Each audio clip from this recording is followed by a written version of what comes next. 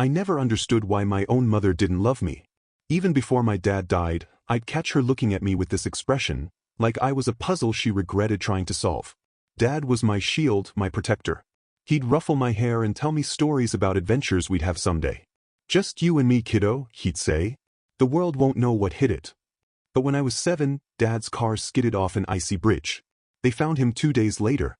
At the funeral, Mom didn't cry. She just stood there, clutching her handbag like she was afraid someone might steal it. I cried enough for both of us. Everything changed after that night. The first time she hit me was over spilled milk. Literally. I was pouring myself a glass and my hand trembled. The milk splashed onto the floor, and before I could grab a towel, her hand cracked across my cheek. "Useless," she hissed. "Just like your father." I learned to be invisible. To walk silently, to need nothing, to expect less. School became my sanctuary, though I struggled to focus with exhaustion from the nightmares and hunger from the meals I'd forgotten to eat, or wasn't allowed to. By the time Mom met Robert when I was 9, I'd mastered the art of fading into backgrounds. Robert had money, not rich, but comfortable enough rich. Owner of a local construction company with 2 kids of his own, Aiden and Macy, twins my age who'd lost their mom to cancer. For 3 glorious months, things got better. Mom smiled. She cooked dinners. She even bought me new shoes when my old ones got holes. I dared to hope that maybe Robert's presence would heal whatever was broken inside her. The wedding was small. I was allowed to attend but not participate. Afterward, Robert moved into our house with his perfect twins. The first week was awkward but peaceful. Then came the campaign to edge me out.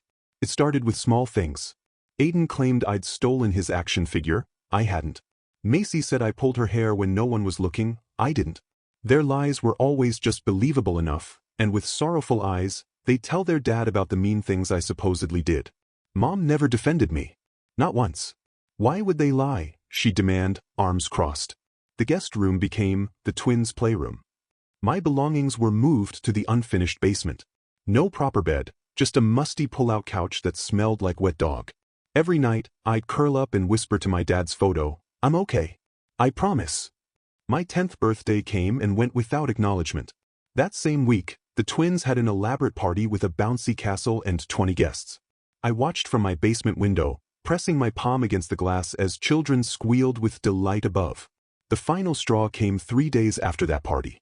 I'd been doing homework at the kitchen table, a rare moment when I was allowed in family spaces because everyone was out.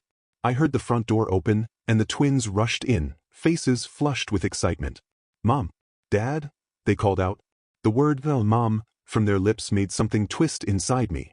Macy spotted me and her expression changed.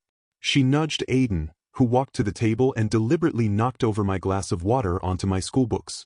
"Oops," he said with a smirk. When I tried to save my soggy papers, he shoved me. I stumbled backward, catching myself against the counter, knocking down Mom's prized crystal vase, a wedding gift from Robert's parents. It shattered, shards scattering across the tile floor like ice. The sound of shattering crystal seemed to echo for an eternity. Then came the thundering footsteps. Robert appeared first, followed by my mother whose face drained of all color when she saw her precious vase in pieces. "What have you done?" she whispered, her voice dangerously quiet. Before I could explain, Macy piped up. "He got mad that we were using the table and started throwing things." "No, that's not what." I tried to defend myself, but Mom silenced me with a raised hand. "Enough!" Robert roared. "We've tried to make this work, but you're determined to ruin everything." Mom didn't even look at me as she said, "Go to your room. Now." I fled to the basement, heart pounding. Hours passed. No dinner call came. Around midnight, I crept upstairs for water and overheard them in the living room. "I can't do this anymore," Robert was saying. "The kids are terrified of him. Your son needs help, professional help, and I won't expose my children to this." My mother's response chilled me to the bone. "I know. I've known for years something's wrong with him. He's just like his father, destructive, angry. I've tried, Robert. God knows I've tried." "It's him or us," Robert declared. "Make your choice." I didn't wait to hear her answer. I already knew. The next morning, Mom came downstairs with a small suitcase. "Pack your essentials," she instructed, not meeting my eyes. "You're going to stay with your Aunt Patricia for a while." Aunt Patricia was my father's older sister, a woman I'd met exactly twice. She lived 4 hours away in a small apartment above her bookstore. I knew Mom hated her, probably because Aunt Patricia had once called her cold as a snake's belly at Christmas dinner years ago. For how long? I asked, my voice small. Settle, she replied vaguely. This isn't working. I packed silently, including Dad's photo and the small box of mementos I had of him. As we drove, Mom explained that Aunt Patricia had generously agreed to take me in temporarily while we sorted things out. Aunt Patricia was waiting outside her bookshop when we arrived. She was tall like my dad, with the same crinkly eyes, though her hair was steel gray and cut severely short. She hugged me, the first real hug I'd received since Dad died. Let me look at you, she said, holding me at arm's length. Something in her expression shifted. Her eyes darted to Mom, who was pulling my suitcase from the trunk. Beth, may I speak with you inside? They disappeared into the bookstore while I waited on a bench, watching autumn leaves skitter across the sidewalk. 10 minutes later, Aunt Patricia emerged alone, her lips pressed into a thin line. Your mother's gone, she said simply. She says she'll call. She never did. Not once. Living with Aunt Patricia was an adjustment, but not a bad one. Her bookstore became my new sanctuary. She didn't coddle me, but she treated me fairly. She noticed the old bruises during my first bath at her place. I saw the tears she wiped away when she thought I wasn't looking. Your father would be heartbroken, she whispered, more to herself than to me. School in the new town was hard at first. I was the strange, quiet kid with secondhand clothes. But gradually I found my place. Aunt Patricia insisted on regular counseling sessions with Dr. Marshall, who helped me understand none of it was my fault. Some people are broken inside, he explained. And they break others because they don't know how to fix themselves. Years passed this way. Every birthday, I'd secretly hope for a call that never came. Every Christmas, I'd check the mail for cards that never arrived. Aunt Patricia became my real family. She encouraged my interest in computers, buying me old machines to take apart and rebuild. By 16, I was helping local businesses with their IT needs. At 17, I developed my first app, a simple program to help small bookstores manage inventory. It caught the attention of a regional developer. The summer before college, I received a letter. My mother wanted to reconnect. Robert had left her for his administrative assistant. The twins were having difficulties, and she thought seeing me might help everyone heal. I tore the letter into tiny pieces and scattered them into Aunt Patricia's garden. Fertilizer for the future, she said approvingly. I got a scholarship to MIT. The day I left, Aunt Patricia pressed an envelope into my hand. From your father, she explained. He started a small college fund before he died. It's not much, but it's something to start with. It was enough. Just barely enough to dream. MIT changed everything. For the first time, I was surrounded by people who thought like me, who valued what I could do rather than seeing me as a burden. My roommate Eli became the brother I never had. Together we spent countless nights coding, fueled by energy drinks and ambition. During my sophomore year, Aunt Patricia was diagnosed with aggressive lung cancer. I took a semester off to care for her, running the bookstore during the day and working on my projects at night. 3 months later, I held her hand as she slipped away. You were the son I never had, she whispered. Your father would be so proud. The bookstore and apartment became mine. I sold them both, using half the money to establish a scholarship in Aunt Patricia's name and investing the rest in what would become my first startup. Gradient Mind, my AI security platform, caught fire in Silicon Valley. By 26, I was worth 8 figures. By 28, 9. The tech magazines called me reclusive, brilliant, and mysterious. I gave few interviews and showed up at fewer events. Success was my shield, my vindication, but it didn't heal the holes in my heart. Then came the email. I saw you in Forbes. We need to talk. Mom. I ignored it. 3 more followed over the next month, each more desperate than the last. Finally, a message from an unfamiliar address. You may hate me, but your mother is dying.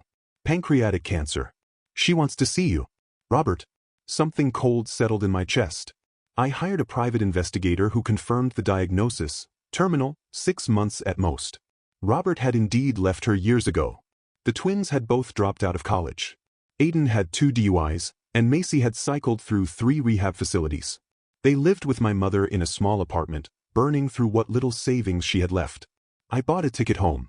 The apartment complex was in a rundown part of town.